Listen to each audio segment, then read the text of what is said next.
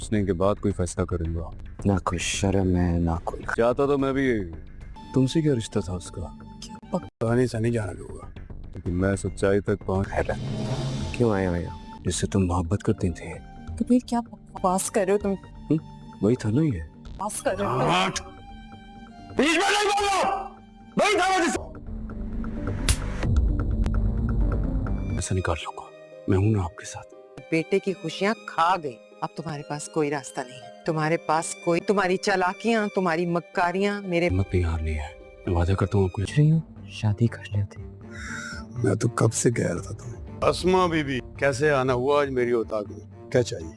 बेचारा नहीं है। तुम्हारी कहानी का यही कई सबब बन गया। इस्मा जिस तरह सबसे बेइज्जत होने के बाद वाजिब के औकात में आएगी, वाजिद उसे देखकर काफी खुश होगा और यही कहेगा कि अब तो हमें कोई भी जदा नहीं कर सकता, सभी खत्म हो चुके हैं, अब तुमसे मैं शादी कर ही लूंगा। मैं तो तुम्हें बहुत पहले कहता था कि घर से भाग चलते हैं, अगर तुम्हें मेरे बाप नहीं मानती थी।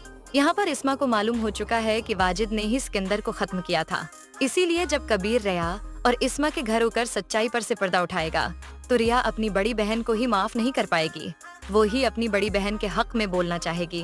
तो कबीर इतने गुस्से में होगा कि रिया को चुप करवा देगा और रिया और इस्मा के सामने सच्चाई ले उएगा और इस्मा को कहेगा कि वो कौन शख्स है जिससे उज तक तुम मोहब्बत करती रही हो, जिसकी कातिल तुमने मुबीन को छोड़ा, इसका नाम तुम्हें बताना होगा। और इस्मा के मुन्हा से वो नाम सुनकर कबीर का शक